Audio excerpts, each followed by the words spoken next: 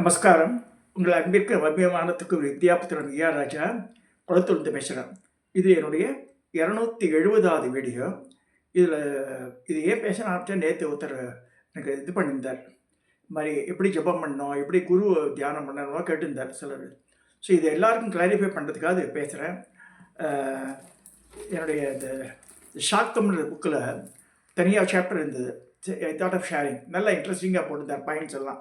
So இல்லை ஆர்டரில் போட்டதுனால ஒய் டோன்ட் பி ஜஸ்ட் இதை ஷேர் பண்ணக்கூடாதுன்றதுனால பண்ணுறேன். இது not or my own opinion.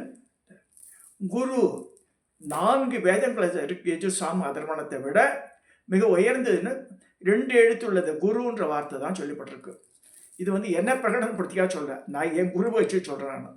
So அந்த மாதிரி அவாவா குரு இருக்கு. யார் யாருக்கா எத்தனையோ பேர் குருக்கள் இருக்கா, குருமார்கள் ஆயிரக்கணக்கில் இருக்கா. ஸோ ஆனால் இப்போ கலிகாலத்தில் என்ன ஆகுதுன்னா, எல்லாம் பணம் பறிக்கிறதுக்கு அந்த காலத்துலேயே இருந்திருக்கா, அது காலத்துலேயும் இருந்திருக்கு. இந்த மாதிரி சப்ஜெக்டு சிஷியனோட சொத்தெல்லாம் எழுதி வாங்கியிருக்கா, அது மாதிரிலாம் இருக்குது.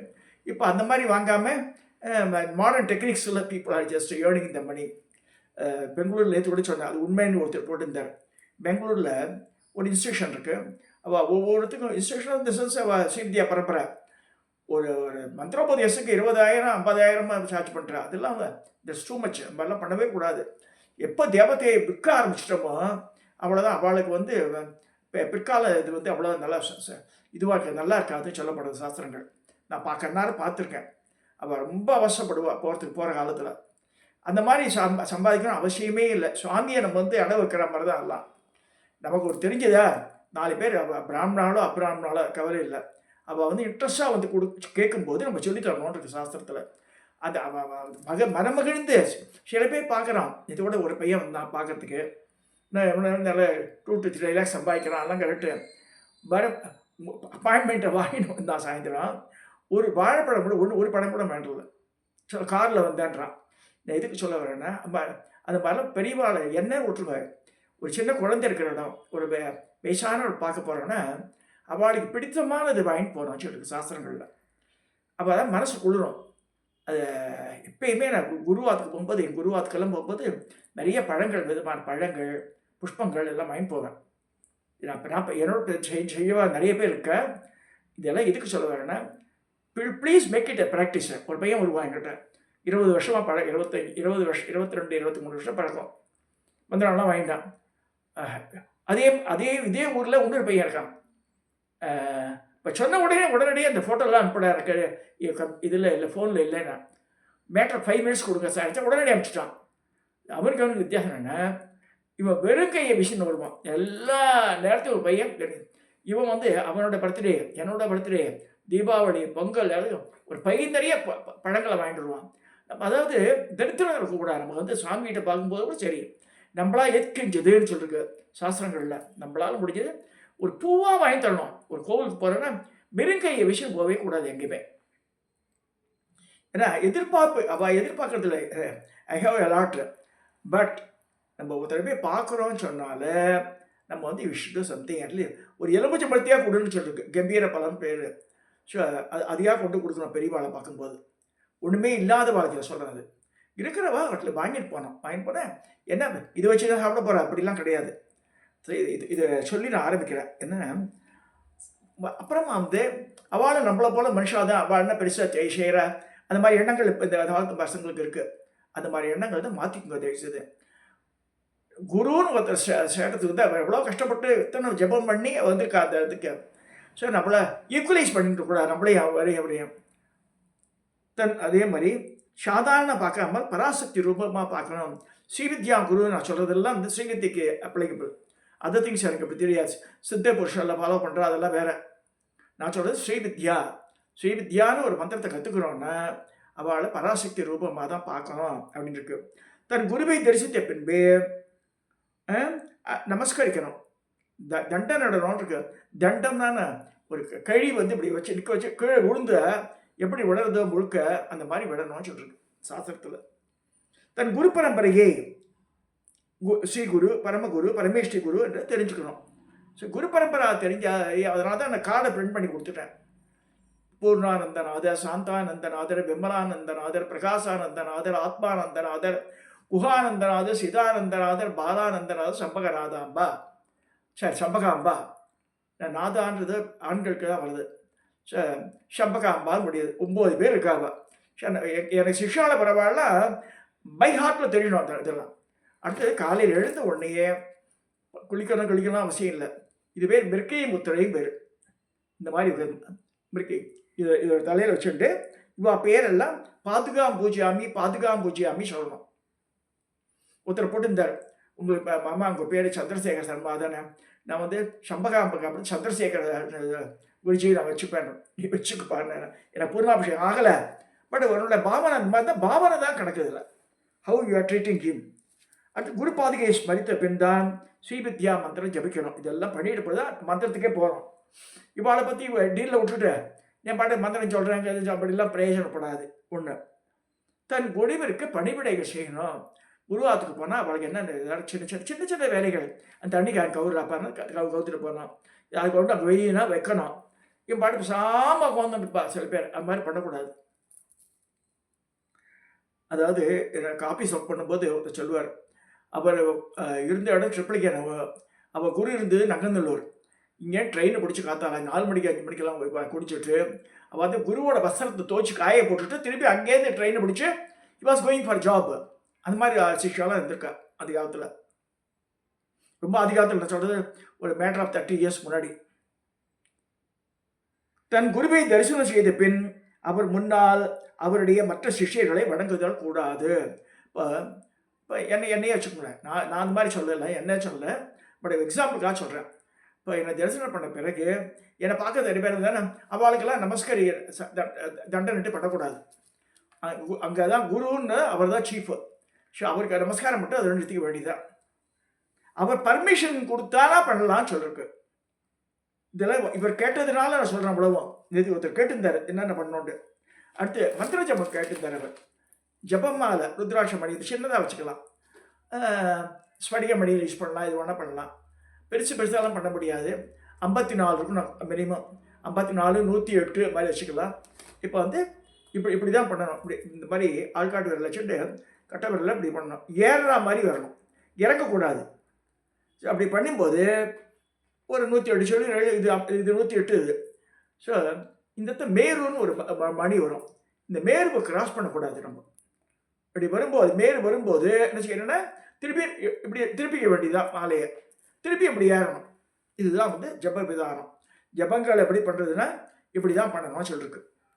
கிழக்கு முகமாக உட்காரலாம், வடக்கு முகமாக உட்காரலாம். மிச்ச திசையெல்லாம் வந்து நாட்டை உசிதமாக சொல்லப்படல. ஸோ ஒரே ஊரில் இருந்தால் தன் குருவை ஒரு நாளைக்கு தினம் ஒவ்வொரு நாளும் அதே தெருவில் இருந்தால் அதே ஊரில் இருந்தால் தினம் பார்க்கணும்னு சொல்லியிருக்கு. அட்லீஸ்ட்டு வாரம் ஒரு முறை, மாதம் ஒரு முறையாக போய் பார்க்கணும் குருவை. இது ஒரு ரூல் இருக்குது, ஸ்ரீவித்யாவில் வந்து சொல்லப்படுறது. அது அவன் எந்த ஊர்லேயே இருக்கா, சிங்கப்பூரில் இருக்கானா வர முடியாது பாவம். ஸோ அட்லீஸ்ட் வீடியோ கால்லையாவது பார்க்கணும், முகத்தை பார்க்கணும் நம்ம. ஸோ அப்போ அடுத்து வந்து ஒருவன் தன் குருவோட ஜீவ திசையில் இவன் பாட்டு மந்திரம் சொல்லி தரக்கூடாது. எனக்கு வந்து பர்மிஷன் கொடுத்தா என் குரு இருக்கும்போதே, ராஜா அங்கீகாரம் தரேன், நீ சொல்லிக்கூடிய எல்லாருக்கும் அவள் ஆக்ஞை பிறப்பிச்சா, அதனால தான் நான் சொல்ல ஆரம்பித்தேன். தோ I was connected with my Guru for nearly 30 years also. அந்த 30 இயர்ஸ் யாருக்கும் நான் சொன்னது கிடையாது. அவள் காலமாகறதுக்கு முன்னாடி, ஒரு வருஷத்துக்கு முன்னாடி எனக்கு ஒரு நவராத்திரி பீரியடில் என்னை அனுகிரகம் பண்ணி உனக்கு பீடாதிகாரம் நான் தரேன் சொல்லி அவளே சொன்னான். அப்புறமா தான் நான் ஆரம்பித்தேன் சொல்லி கொடுக்கறதுக்கு. குரு சொன்னதை செய்ய வேண்டும், குரு வார்த்தையை விமர்சிக்கக்கூடாது. அவர் சொல்லிட்டார் பாரு, அவளுக்கு என்ன எனக்கு கஷ்டம் தெரியுமா அப்படிலாம் பேசக்கூடாது. அடுத்து குரு பருவாக்கள், பஞ்ச பருவாக்களில் ஸ்ரீதேவி பூஜை ஆராதனை செய்ய வேண்டும். குரு பருவான்னு அவரோட ஜெயந்திக்கு வச்சுக்கலாம். இந்த பஞ்ச பருவான்னு சொல்லியிருக்கேன். மாசப்பருப்பு 1, அமாவாசை 2, பௌர்ணமி 3, தேய்பிரை அஷ்டமி 4, தேய்பிரை சதுர்தசி அமாவாசைக்கு முதல் நாள். திஸ் கால் பஞ்சபருவா. விக்கிரக ஆராதனைகள்லாம் வந்து எப்படி ஆராதனை பண்ணோம், பூ போடணும், பூஜை பண்ணோம்.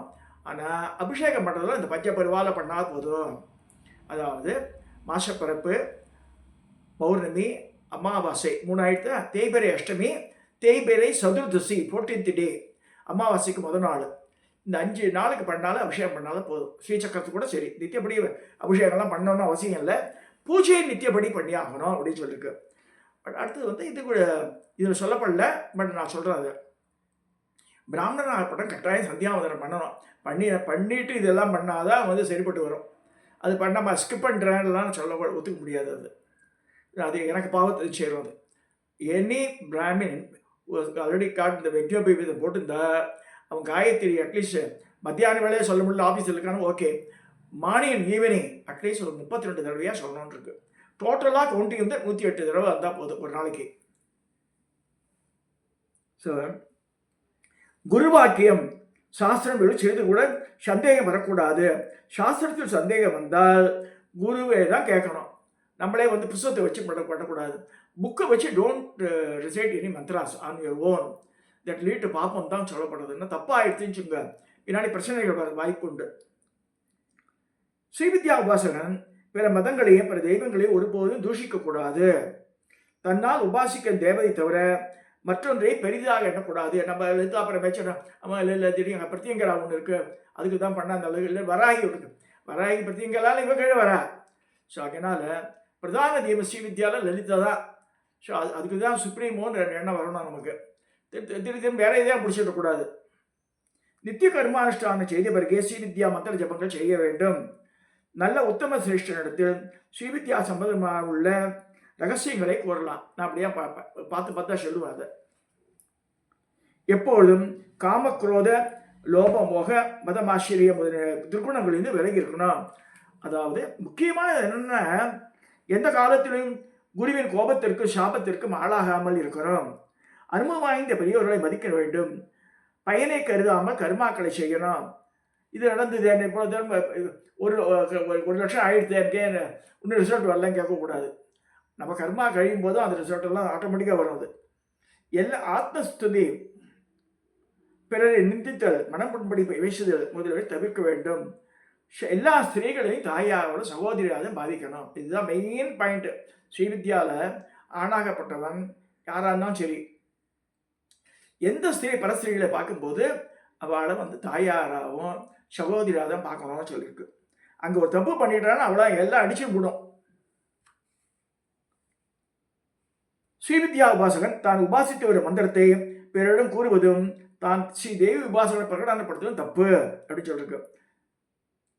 அவனுக்கு ஏதாவது சந்தேகம் வந்து விட்டால் தன் குருவிடமோ அல்லது ஸ்ரீவித்யா உபாசகனுடன் பேசி தெளிவுபடுத்திக் கொள்ள வேண்டும். ஸ்ரீ குரு, ஸ்ரீவித்யை, ஸ்ரீ மந்திரம், ஸ்ரீ தேவி, அது எல்லாமே ஒன்று தான். அதில் ஒன்றிய மனத்தோடு இருக்கணும். ஸ்திரீகளுக்கு அவளோட புருஷனோ உபதேச உத்தமம் முடியாத பட்சத்தில் புருஷனின் அனுமதியுடன் நல்ல சத்குரு முதலமாக உபதேசம் பெற வேண்டும். சௌபாகிய திரவங்களை ஸ்ரீ தேவியை தியானித்து பெற்றுக்கொள்ள வேண்டும். புடவை கடை வச்சிருந்தாலும் அப்பாலை நினைச்சிருந்து வாங்கிக்கணும். அவ முக்கியமாக தன் ஆத்மாவை சொச்ச பிரகாசனாகவே அனுசந்தானம் செய்ய வேண்டும். எப்பொழுதும் சிநேகபாவத்தோடு இருக்கணும். வெள்ளு சொல்லி ஒழுந்துடக்கூடாது எல்லார்ட்டையும். ஸ்ரீவித்யா உபாசகன் தன் தலையில் குருமண்டலங்களையும் குருபாதையும் மிருகி முத்திரையும் வச்சதுனால வெயிட்டெல்லாம் தலையில் வச்சக்கூடாது. அங்கே பாதுகா இருக்கிற மாதிரி பாவனை இருக்கணும். ஸ்ரீவித்யா உபாசகன் பூஜை ஜப காலங்களில் சிகப்பு பட்டு அணிந்து பரிமளை உடம்புலே நாத்தம் வரக்கூடாது, வாயில வரக்கூடாது. அதனால் கிராம்பு ஏலக்காய் வாயில் போட்டுட்டு அப்புறம் மந்திரத்தை சொல்லணும்னு இருக்கு. அதே மாதிரி நான் இதெல்லாம் பவுடர்லாம் போட்டுக்கலாம், தப்பு இல்லைன்னு சொல்றதுன்னு இது போட்டுக்கலாம். அது ஜப்பாது பவுடர் அதெல்லாம் போட்டுட்டா வாசனையாக இருக்கும் தேகம், வேற ஒன்றும் இல்லை. இல்லைன்னா வேக்க விறுவிறுக்க வந்து பக்கத்துலேயே உட்காந்து கஷ்டமாக இருக்குது மற்றவர்களும் அது மாதிரி இருக்கக்கூடாது. ஸ்ரீ சாதகன் எக்காலத்திலும் தேவியின் கையில் ஆயுதமாக உள்ள கரும்பை பின்னப்படுத்தி சாப்பிடக்கூடாது. கரும்பு வந்து அம்மாவோட கையில் இருக்கு, அதுதான் மாதங்கியவா. மாதங்கி அதெல்லாம் உதயமாறா, அதை தூக்கி உடச்சி கடிச்சுலாம் சாப்பிடக்கூடாது. அதே மாதிரி கடம்பா மரத்தில் உட்காரக்கூடாது. கடம்பா மரத்து பலகா ரொம்ப தூஞ்சல் போடுவா, பலகாலாம் பண்ணிச்சுப்பா, அந்த காலத்தில் மஞ்சள் கலரில் இருக்கும். அதில் கடம்பா மரத்தில் அம்பாள் இருக்கா, கரும்புல அம்பாள் இருக்கா. ஸோ கரும்பை கடிச்சு பண்ணக்கூடாதுன்னு சொல்லப்படுறது.